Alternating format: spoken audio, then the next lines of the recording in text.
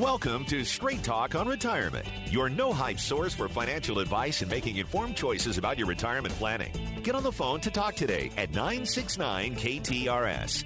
The opinions voiced in this show are for general information only and are not intended to provide specific advice or recommendations for any individual. To determine which investments may be appropriate for you, consult with your attorney, accountant, and financial advisor or tax advisor prior to investing. Securities offered through LPL Financial, member FINRA SIPC. Investment advice offered through Private Advisor Group, a registered investment advisor. Private Advisor Group and JBL Financial Services, Inc. are separate entities from LPL Financial. Now, here are your retirement coaches, Jeff and Aaron Lapidus. Well, hello, St. Louis, and welcome to Straight Talk on Retirement. You're live and local, St. Louis's favorite financial call-in show and longest-running financial call-in show. I'm Jeff Lapidus, president of JBL Financial Services. Our offices are located in beautiful, cloudy, and cool downtown Clayton, Missouri. I'm a 40-year veteran of the financial services area, a fee-based financial planner and wealth manager. And I'm joined by my co-host, my partner, my very favorite oldest prodigal daughter, Aaron Lapidus, who also is a fee-based financial planner and wealth manager. And I also run the health insurance side of our practice. We help our clients make smart choices about their money. The way we do that is by designing a game plan, a written step-by-step strategy, a real game plan that has several goals in mind. First is to preserve, protect, and prudently grow the assets their clients have taken their entire lifetimes to accumulate. Second is to deliver a reliable stream of income, one they can count on, so they can do all the things they'd like to do during retirement. And third is cost-effectively addressing their health care needs, like helping individuals enroll in Medicare and choosing the right plan to supplement their medical coverage. And then when they're done enjoying their assets during their lifetime, we show them how to pass them on to the people they love, whether it's their spouses or children, grandchildren, churches, or charities, whoever it might be, with Uncle Sam or the tax courts taking a big bite out of their money. And as their wealth managers, Aaron and I watch their money every single day to make sure they're staying on track. And that's why they call us the retirement coaches. Good morning, babe. Good morn. It's a wonderful day in the neighborhood here for our favorite day of the week. It is Saturday. It is Saturday. It's a fun day because we get an opportunity to share some of our thoughts with you, ideas, coaching sessions, things that we've seen. And at the same time, we like to say, our phone lines are always open. Give us a call, 931-5877, star 5877 from your cell phones, or 84126 from the text line. We've got a lot of important things on our mind, but what's more important is what's on yours. So give us a call. Agreed. We'd love to hear from you. We're lonely. Lonely? Well, we're not really that lonely. We've got our board up here. We also have our producer, and we'd love to hear from you. So give us a call again at 931-5877, star 5877 from your cell phones, or 84126 from the text line. And just as a reminder, all of our clients, they're folks like you. They're our listeners. They're 55 and older. They'd like to retire, or they're already retired. And we create a game plan for them, which have the goals of creating hopefully a fun, financially secure retirement. That's right. And before we get into our content for today, we do want to remind everybody that there are many ways you can keep in touch with us during the week. Yes, there are. Just log onto our website, jblfinancial.com. There, in the upper right-hand corner, you'll see the Contact Us button. You can click that, send us an email with a question, a comment, a request for a coaching session, and we'll get right back to you within 24 to 48 hours.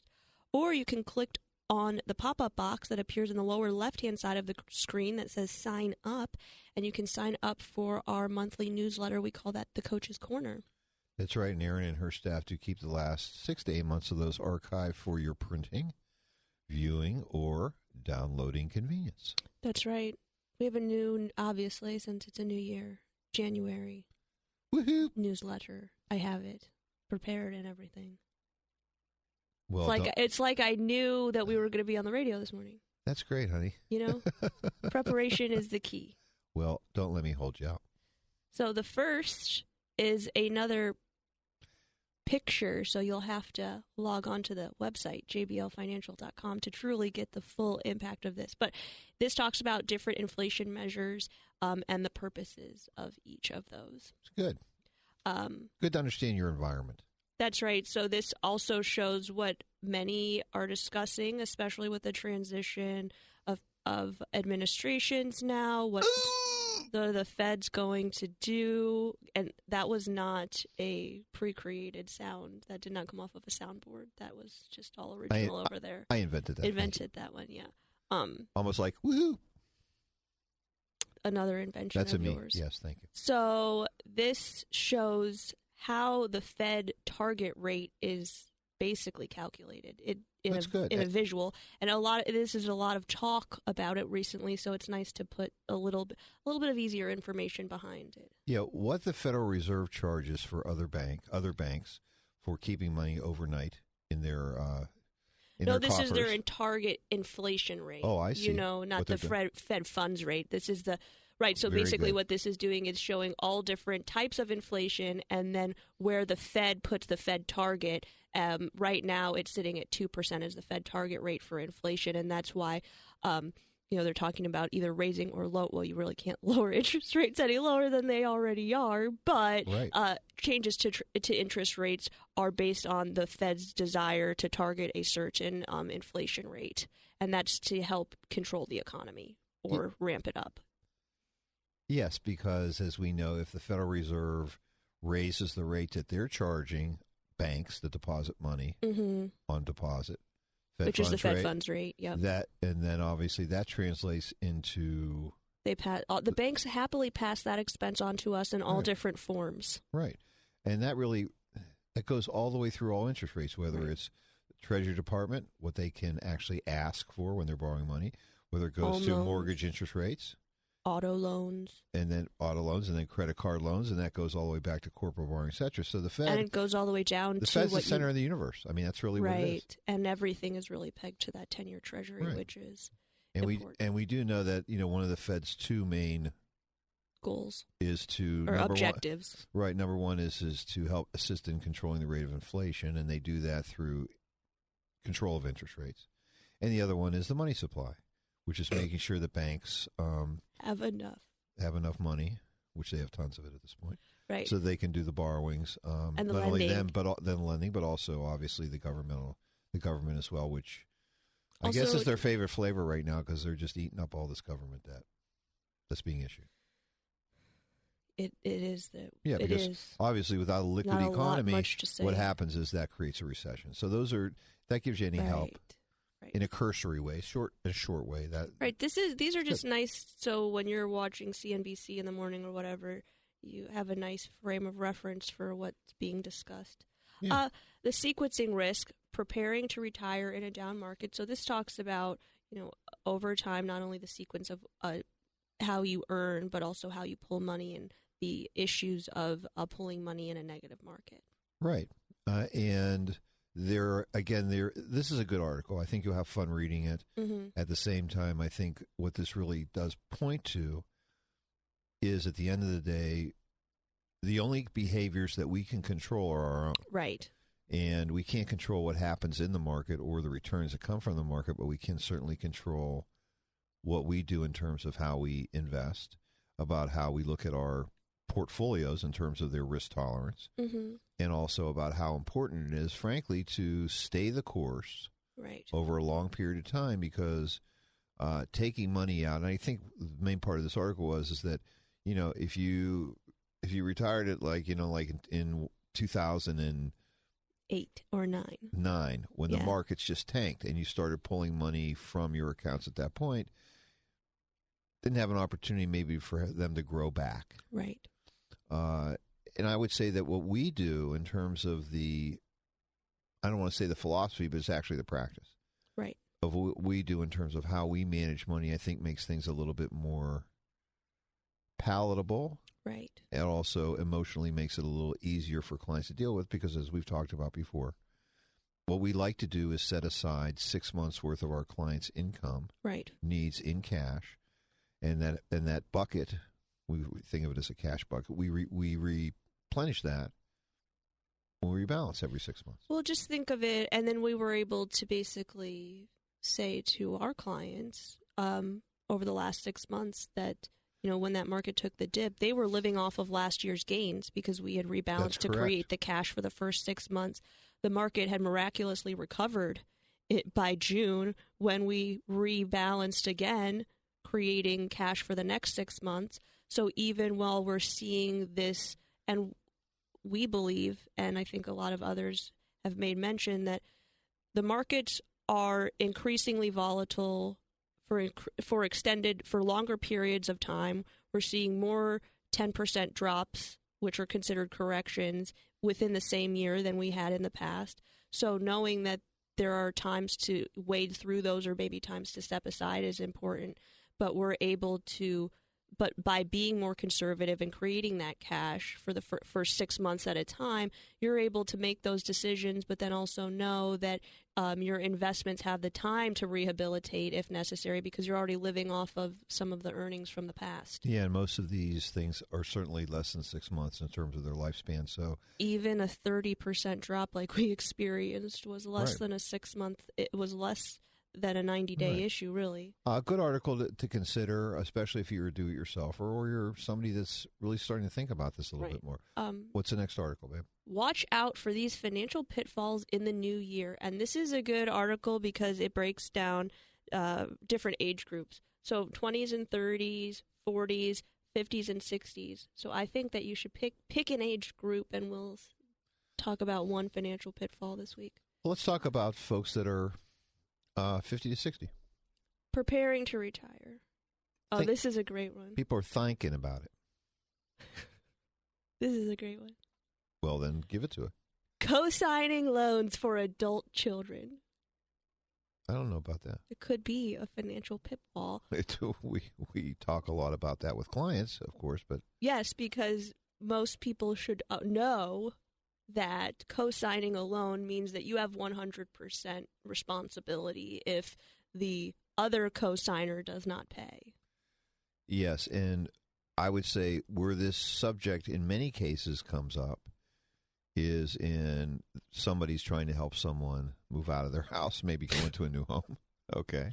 Maybe someone would like to actually be an empty nester. I always love, because the conversation starts with, Jeff, I found this really good investment, and it's this house, and it's whatever, and this is the thing, and then we have a renter, and who's your renter, and it's your child. And so I like to say, now we've entered the realm of love. The investment of love. Right. When we go into love, when we enter love, it isn't an investment anymore.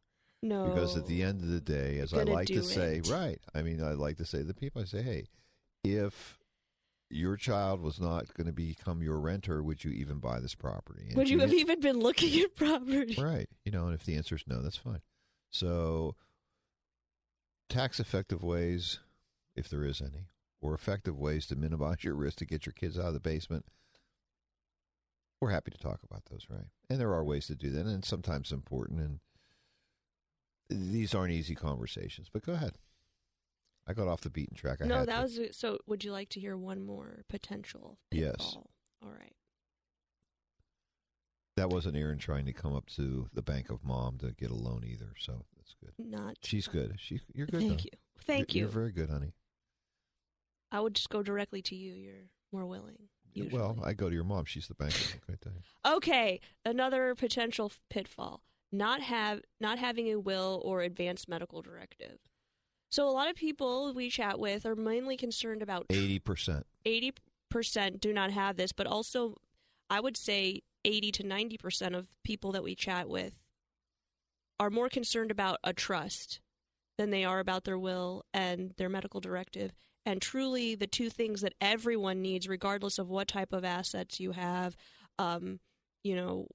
or what type of inheritance plan you are considering, if you have children, if you don't, everyone should have medical directive and a power of attorney, which is really what make up those two documents, because they're going to tell as a part of a living will. Exactly, because they're going to tell the hospital what to do in the event that you're incapacitated, or they're going to tell whomever you appoint that they now have your medical, you get to make medical decisions for you. You want someone to be able to do that versus the hospital making those decisions. Yes, you want to have control over that. And frankly, it's So do not resuscitate those type of things that you have to consider here. That, and then also the power of attorney. So if you haven't passed away, but you need someone to maintain your estate, you definitely want to have that in order. Trust is a completely different topic. Right. A lot of people connect those two things together because oftentimes you do them both at the same time. Right. And again, obviously, trust planning involves planning for the disposition of property after your death, right? Primarily, and you're holding assets from individuals because either A, you don't trust them, or B, it may be that somebody is a child, generally, or whether it's a child or grandchild, that you're trying to provide for that has some type of a special needs situation where they may be eligible for state aid, which would preclude them from wanting to get those assets. Right. Those are the big things, but these documents, I mean, frankly, your legal documents create the foundation of the financial house that you're building. Right. It can fall apart. And we're also not even talking about just having documents, because most of the folks that we do visit with, it's not that they're irresponsible. It's just that they didn't have the time. Now the kids are grown. They're kind of looking at each other like, do I really need this? Or people generally create, the truth is, or they've become so outdated. And it's important. I think that's one part of the process of working with a coach, is to be able to sit down and say, okay, here are the holes. We're adults. Let's get everything wrapped up, tied up, so that as we build our financial plan, we know it's going to be sitting on a very firm foundation, and it's not expensive, especially if you're in your 50s and 60s, where, frankly, you should be getting to the height of your wealth. You got the dough. We got to do it, right? Right. I mean, we do. I mean, it's extremely important. And, there have been a couple of situations in the past where, unfortunately, I've had to tell folks that if they're unwilling to do this, then really they need to find a different advisor. Because it really is a responsible act to do. I mean, you don't want to leave your loved ones in a situation where your assets are going into probate. They're going into, I've seen situations in my career where I've actually had a husband and wife die together. Really a common accident, just really unusual. Mm-hmm. But that really can create some big estate and probate problems. And most of this stuff can be dealt with through beneficiary designations. Right. Most of it is of no charge to you do it through either your advisor, or if you don't have an advisor, through the custodian that's holding your assets, or your 401k company, or your bank. Right. Or going down to the courthouse, the county courthouse, to get the beneficiary deed for your home. Just to have all of those things set up, so your true beneficiaries, one, the people that you want to inherit your assets, whatever they are, do receive them, but then also, secondly, that they receive them at not a haircut of over 20% potentially, because when they go through probate, that's what happens. Yeah, effectively passing on your property in the way that you want to is usually something that's extremely important.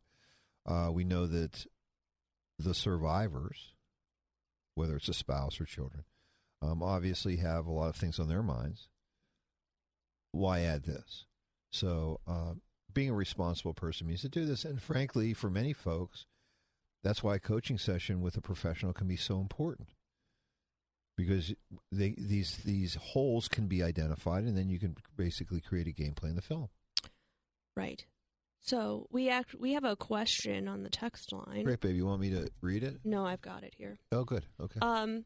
How does the Fed calculate the inflation rate that they use? The following costs expensive have all risen substantially in the past few years: medical, education, food, housing, utilities, auto repairs, maintenance. How do they come up with an inflation rate of about 2%? Well, it's good that you would ask that. They're certainly not going out to the restaurants too often, because that's where it seems like food prices have risen. Well, so most people hear about the Consumer Price Index, which is a basket of goods that in fact includes almost all of the things that the texter mentioned. However, the Federal Reserve does not use the Consumer Price Index. What they use is personal consumption expenditure, which actually strips away most of the things that are on that list. volatile things like food and energy categories, which are less likely to. And the reason that they do that is because they're less likely to respond to monetary policy, right? You're going to still get gas. You're still buying food no matter what. So when they strip those things away, it looks as though the target rate is not what the actual inflation is. It's what the Federal Reserve is targeting inflation to be. So that means that they have to manipulate monetary policy in order to get it there. You're smart. I like that. I like that. I mean, there's a lot of stuff that's going on in the background, and I think that, this newsletter certainly is one that can give you a little bit of an insight. So we hope that you do subscribe to it. Just go to our website, jblfinancial.com. Click on that bottom left-hand corner. That's right. Contact us, or sign up. Sign up and contact us. Many of the things that we do talk about on the show each week really do come from the contact us section. Clients are asking questions. We also have folks that want to come in for coaching sessions. They're requesting us to call them back, or they're asking us questions. So if you don't, so we're waiting for your calls at 931-5877, star 5877 from your cell phone, or 84126 from the text line. Let's get into our subject number one. All right. Number one being dealing with loan obligations. It isn't unusual for us to be in a position where we need to assist our clients in creating a game plan to manage or liquidate over a period of time certain loan obligations. And loans could also include credit cards. It could be home equity loans. It could be school loans that they're paying off for their kids. It could be primary or secondary mortgages, whatever it might be. But we know dealing with the outflows, which is what the obligations are, in many cases minimizing them or eliminating them, can in some cases make their financial plan really work very effectively, or at the same time, maybe that's even more important, which is to reduce their level of stress, anxiety about financial situations in the future. Would you agree? I would agree. Well, good. So we had a chat with Dick and Jane recently. Fun with Dick and Jane. 66 like and 64, respectively. I saw the remake, not the original. Okay. They're both retired, but they wanted some advice as to how to pay for roofing repairs, which would be about $15,000. Currently, they still have an outstanding mortgage of $60,000, and at this point, they're paying an extra $500 per month to pay that off faster. Smart idea. They owe $5,000 on a bathroom renovation, which they put on a credit card. And, this isn't unusual for us to see clients. Right. They're making decisions of saying, hey, where I'm living right now, this is really going to be our retirement nest egg home, and therefore we're going to make it nice the way we want it. Exactly. Yeah. And we, right now, are sending them about $500 per month after taxes today. So, in theory, we're helping them fund the extra money that they're paying off the mortgage with. Which is cool. But they're considering asking for an additional $7,500 this year and $7,500 next year to cover the cost of the roof. So it's time for us to put on our Does it make caps, sense? Right? Do we just say, let's just send you the cash? Right. So naturally, their issue, they had some thoughts about this, which was to split it up over a 2-year period. And just take it out of our retirement account, send us the cash. And obviously, there are issues here about credit card financing versus home equity line, whether even if you could find a no-interest credit card for a period of time. They obviously would be draining any cash reserves that they had. So in order to just pay this whole thing off. Right. So they would really maybe create a situation where they have insufficient cash to deal with their emergencies. Something else will probably come up, like self-created, inflicted, or otherwise. Sure. Who knows what'll happen or what they'll uncover while they're doing the roof. Who's to say? Yeah. And then certainly, the question is, how can we tax effectively and efficiently pay down these loan obligations? Because today, we haven't looked at their returns. We're not going to, for this particular conversation, talk about whether the interest is itemized. They can itemize their deductions anymore, because we know that with home equity lines, guess what? Interest not deductible anymore. Right. So credit card interest not deductible. Right, but the benefit of the home equity line, at least, is that it's amortized over 10 years versus amortized over 1. And usually the interest rate is less, you're working with like a 14.99 APR on a credit card versus 4. So, it's kind of fun because for me, what I would be doing is with my pad or electronic or otherwise, I'm making some circles here, right? Which is we've got 15,000 that we have to deal with. We have another 5,000 we have a credit card that we have to deal with. That's 20. And then we also have this. There's $60,000 mortgage. Yeah, of which we're also throwing an extra, where we know we've got $500 extra. We're calling this. Right. So what are some of their options, babe? What do you think? So the first thing is we probably want to figure out how to deal with that credit card debt because it has the highest interest rate and the shortest amortization. So considering a home equity line of credit, if that is available to them, probably I think like a refinance might not be in their best interest only because they're only really looking for $20,000. So it probably would be more expensive. They would have a difficult time finding that even if they tried put it all together, right? Exactly. Because they'd only be at about 80,000 maybe. Right. So they also could be using that current monthly income stream to pay off a home equity line if that was something they created after they taken your advice. Right. So instead of pushing towards the mortgage, maybe we need to take a break for a moment from the mortgage, push that $500 that they're already receiving from us towards the new debt to get that paid off. Right. That sounds good. Now, if they were to consider making some of these changes, we think they might be in a position where they could save a few dollars, right? Right, because, you pegged the credit card at about 15% interest. Right. Which is probably low. Well, That's $750 extra a year. Right.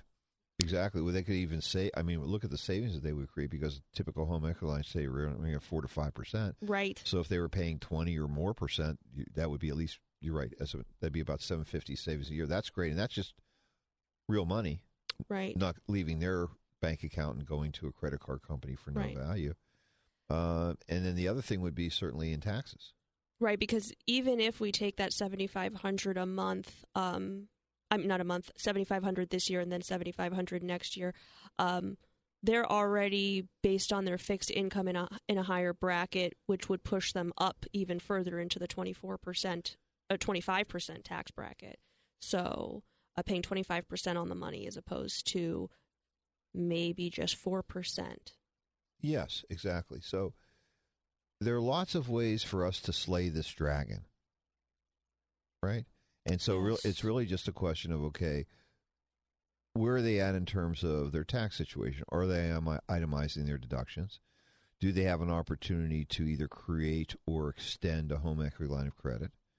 Is that also possible based on the amount that they have? Would this be something that we might put into their and or add to, like you said, refinance their primary mortgage? Mm-hmm. So you need to look. And in many cases, I think what's important is that having a second opinion can really help you. Somebody looking outside at this and saying, hey, have you thought about it from this way? Right. Because in most cases, there are no mistakes here. No. It's just a matter of the potential for either paying too much in taxes, maybe. Giving a little bit too much to the credit card companies. Exactly, or interest. Like and, in many cases, consolidating these things to the lowest interest rate is what we're trying to do exactly. that. And then also dealing with an amortization period. Right, that's more palatable. Right, because, I guess the whole key to this deal was we were already sending them money. Right. So they were using it again to pay down their mortgage, and again, it was really just taking it off the back. It wasn't really dealing with the front.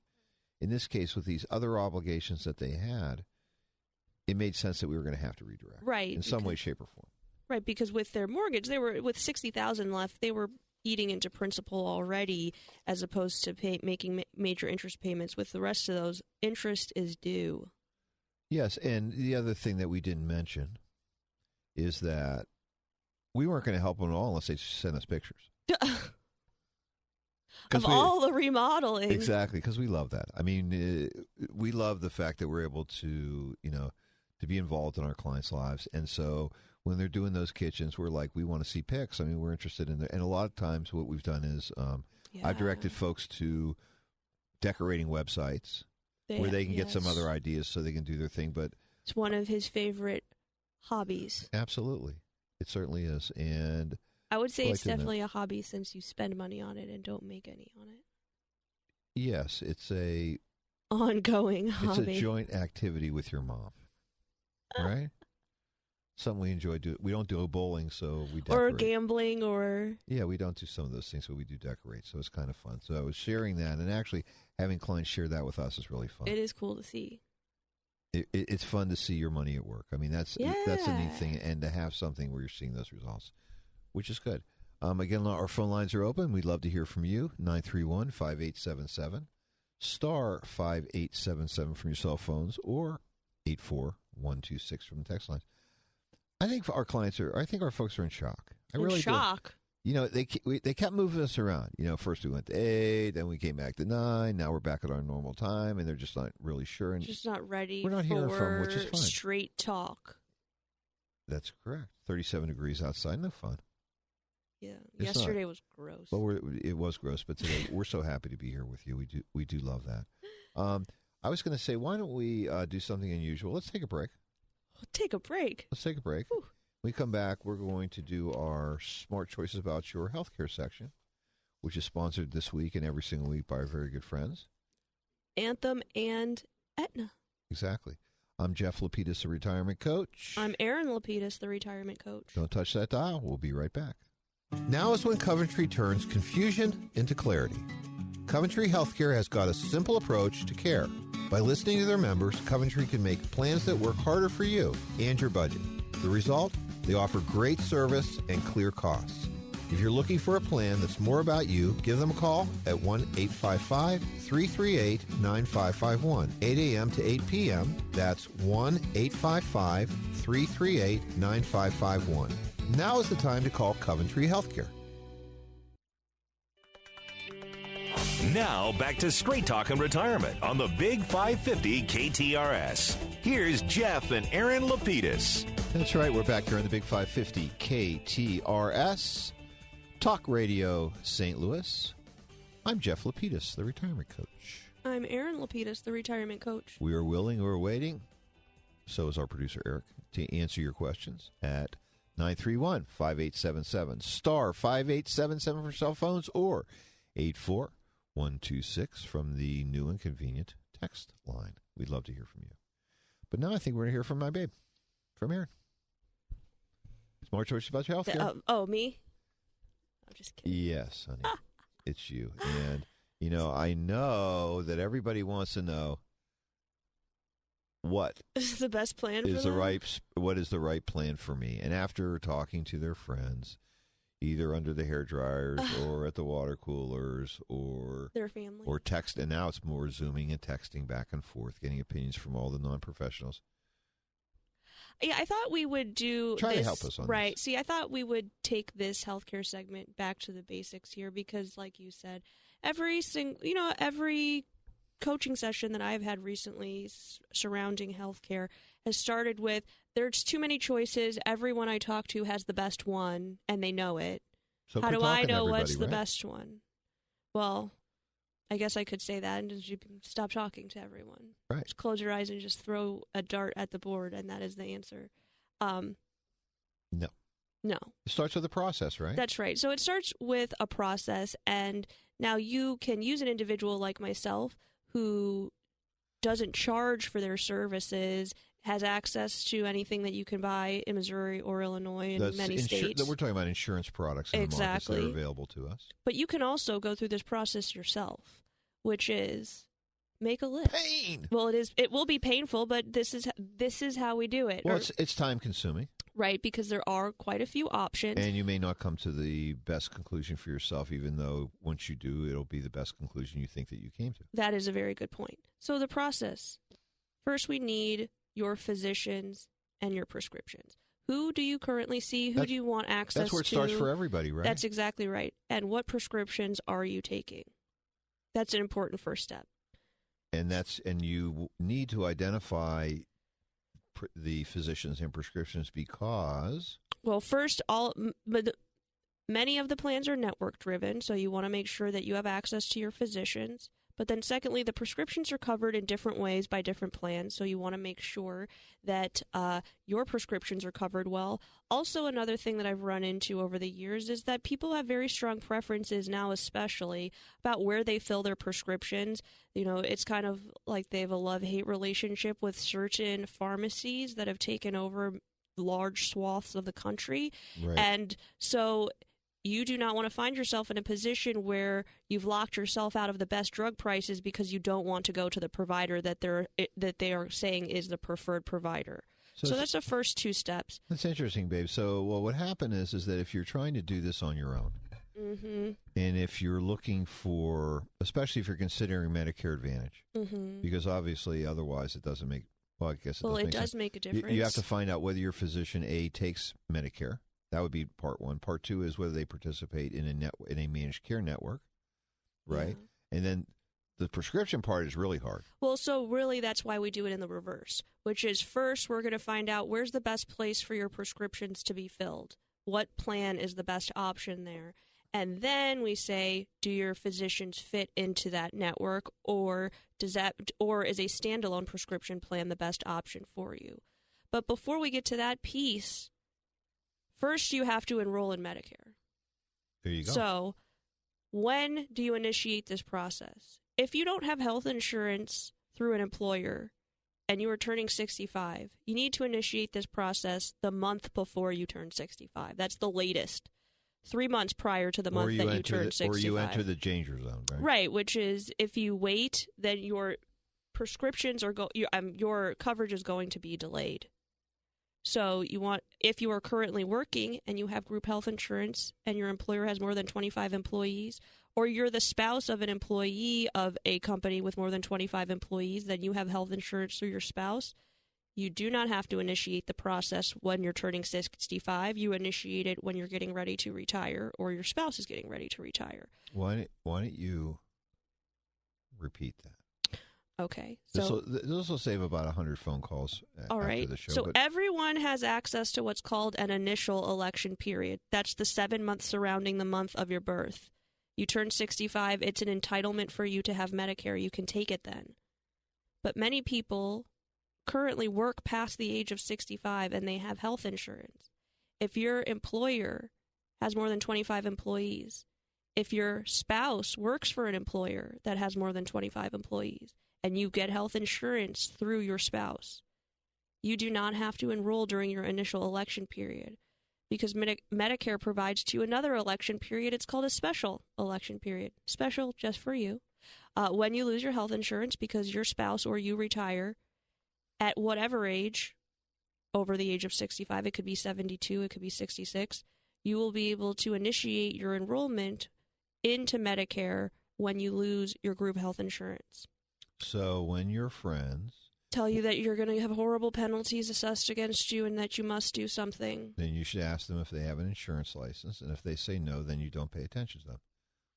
You call a licensed professional. I mean, that's what you do. This is the very aggressive way to respond to your friends. That's why I have few friends. You don't have to. You can smile at them and say, yeah, you're always right when they're never right. And then what you do is you call a licensed professional. Or you goodness.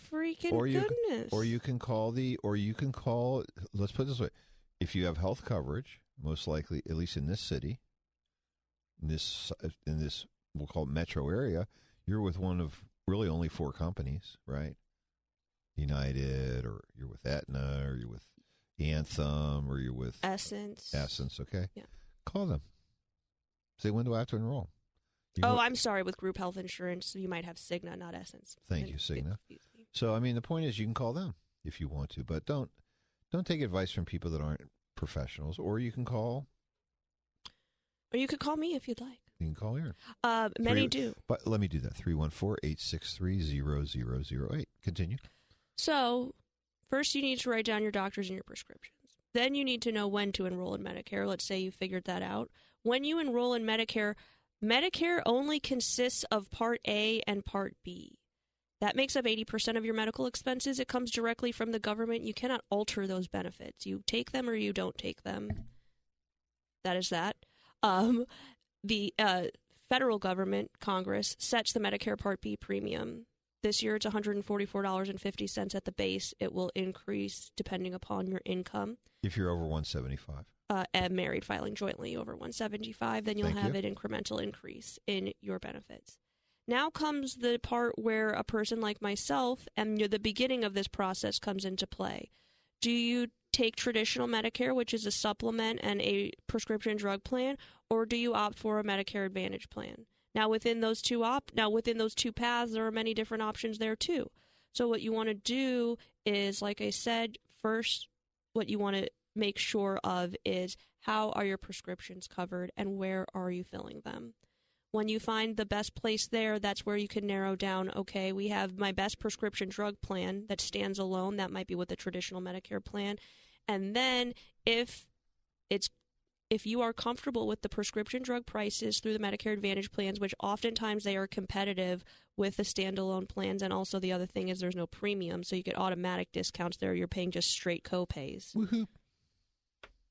That's when you say, now, for example, I really like this United Healthcare Medicare Advantage plan. Do my physicians take this plan? Now, if your prescriptions are covered well and your physicians also take the plan, then I think we found the best plan for you. There might be another best plan too. We could drill down further and say, are there other things going on? Do you have diabetic supplies? Do you need hearing aids? Do you particularly like some type of extra benefit? And then we can drill down to compare those. But the two most important things when you are deciding your Medicare policy is how the medical is covered for you, which means how do you have access to your physicians and what do you pay, and how your prescription's covered. All the extra things that the insurance companies offer you, like Fitbits and free gym memberships and thousands of dollars towards hearing aids, are really great in offsetting your expenses, but they don't offset expenses for you if you create unnecessary ones by working against your medical plan in order to get some freebies. Yeah, and certainly, honey, one of the other decisions that have to be made, yes, or guidance that has to be given, which we do with all the folks we work with, is helping them choose the appropriate time to make that transition from a company health insurance plan to Medicare and electing Medicare separate and supplement. Right. And making sure that it happens in a timely fashion. In a seamless way. And I will say at the outset, though, 90% of the time, if you're on group health insurance, our recommendation is usually that you stay on it. Obviously, we would need to take a look, but it's hard to beat free money. You're getting subsidized premium from your employer. And it's pre-tax. So it is difficult to beat that. Medicare has costs associated with it. So, and many people are unaware of that because you don't have to know that until you go on to Medicare. And we know that they take those B premiums out of your Social Security benefit, which reduces your benefit. And if you aren't electing your Social Security, then you have to pay out of pocket for it. So there are a lot of moving parts to that. But just be assured that, in many cases, if you're on group health insurance, you're still in the best spot that you can be. We have a couple of text questions that we've Fabulous, received. honey. We've got some time to answer them, too, so let's do it. Perfect. Let's get to the top. Please do. You have recommended in the past you should have ready cash on hand for the next 6 months to a year of expenses. Yes. We receive very little interest on this money, which we think is a really good plan. Not that we get little interest. I think they mean setting the money aside. Yeah. Where should we keep the extra money? The stuff in excess of that? No, they're talking about the 6 months to a year. Commercial bank. So even money market account that might be accessible through a commercial, something that you can get your hands on because it's supposed to be your vault, right? That's what I would think. What do you think? That's right. And I think that unfortunately, savers are being punished right now. You could consider yourself a saver if you've got 6 to 12 months worth of cash sitting in your bank account.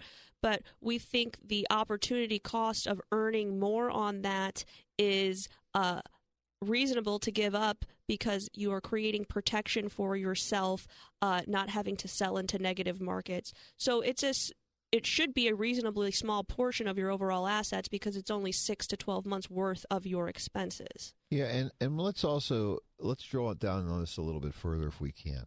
And philosophically, this is up to, again, we don't know anything about this person.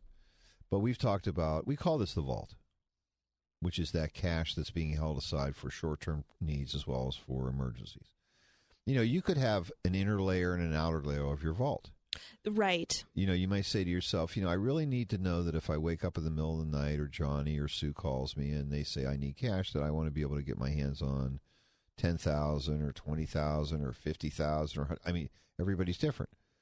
But whatever your number is, if you have money in excess of that, you still don't want to be invested. Right. Well, maybe what you do is you go to the bank. Rolling CDs? Exactly. Do rolling 3 months. I wouldn't recommend something that was longer term because even though you still want liquidity. Right. You want liquidity. You want to be able to, if you need to break it, you'll have the least amount of an interest penalty in doing so. But we want this to be here. You want to be able to walk up to a teller and grab money. You don't want to transfer. You're not really talking about it being in a money market somewhere else. You can have your second layer of your vault there if you want. Maybe you say, "Hey, my vault is really 20,000, but I'll leave 10 in my bank account. And somebody's giving me a 10th or 2% of interest more. Maybe I'll put that in a money market." Mm-hmm. You might consider doing that, but again, we don't hold it. That's one thing. As advisors, we don't want your money. That's a hard one to stomach, right? We don't want your money. It. The truth is, we don't want your money. We don't want your We don't want your savings, your vault, your emergency fund. We want you to be able to access it and do it fast. Because it's a very important component of any financial plan to have a security. An emergency fund. That's what we refer to as the vault. But it's just your cushion for when those things do happen, and part of that is have ready access to it. You don't have to call us to get it. We don't have to sell anything to get it to you. You already have quick access to it, or you put on a credit card. You could literally transfer the money to the credit card, pay it off right then, kind of thing. Yeah, and certainly all these questions come up not because of what the truth is they come up because nobody's making any interest. Right. Because if you were getting 3% interest, you wouldn't even ask the question. You would be like, I'm at 3%. That's okay. I can let my money sit in there. I'm living with it. I'm not happy. Until you get to a point where, as I like to put it, 0.02 cents was added to your account for this week, or this month, rather? I was just saying is where I get to the point where your cup runneth over. Sure. You're at that point where I have way too much cash. I know it's just some of it should be invested. And so you know what happens? We invest it. We get it to work. These are after-tax dollars. So what we're looking for is doing things that are growth-oriented if you don't need the dividends or interest income necessarily to help maintain your lifestyle. Or we're looking maybe at tax-free income or a combination of both of those. This next question is fabulous. Cool. On average, how much money do your clients have saved for retirement? Just curious, since I have read and heard some experts say you need $3, $4, or even $5 million saved to retire. $5 million. No. Saved to retire. No. 3, 4? No. My goodness. No, I think I could say with confidence that our average client, and this is running the scope of the hundreds that we have at this point, is approximately $450,000. And but again, that's the average. We have folks that have much more than that, and we have folks that also have less. I thought you were going to go a completely different direction with this answer. Well, no, I wanted to answer that question directly, but then I was going to let you pick up and go what the real question they're asking is. Right. The real question is, do I have enough to retire? Not how much do I... And that question is answered the same for everyone, but the answer can be different. It's more about what do you spend? We like to talk about how much money does it take to make your life work so that you can have the same lifestyle the day after you retire as the day you did before. Not everyone spends the same amount of money, which means not everyone needs the same amount. Also, everyone's retirement is shaped a little differently. We have many large corporations in the area that used to offer, as well as educational institutions and unions. Federal programs that all offered or have offered in the past defined pension benefits. That might mean you have less assets and more cash flow. You probably need less in assets to retire if you have more cash flow, or vice versa. So for our texter, as well as for the rest of our listening audience, let's, for the I don't know. I think I figured I've already done 750 or more episodes of this show. Let's give them the secret formula for the 650th time. The secret formula. Yeah. How much are you bringing home right now? Well, this is an algebra problem, right? So what we do is we start with your net pay. We would subtract from your net pay any additional savings that you're doing today. And that's not including to your retirement plans. That would be, do you put a little extra after tax somewhere? To an investment account, you're buying stock, whatever right. you're doing, but not money that you're going to later consume. So this isn't like the vacation fund that you drain every year. Exactly. What we're talking about is what is your true net spending on average each month? What we're then going to do is subtract from that all of the sources that you can expect to get on a fixed basis at retirement. That would include... you forgot the first step. Thank you. After you subtract out your savings, take that number, and now you have to increase it for taxes because that's your net. You're living off of the net, but we need to make sure that you have enough for the gross. So it's times 1.2. Which is 20%. That gives you a little bit of a buffer. Most people do not hit the 20% tax bracket in retirement. And if you're in Illinois, you can't. So that's cool. Right. So we're at because they just don't want your money. So let's use an example. Someone says, my monthly expenditures right now are running at $5,000 a month.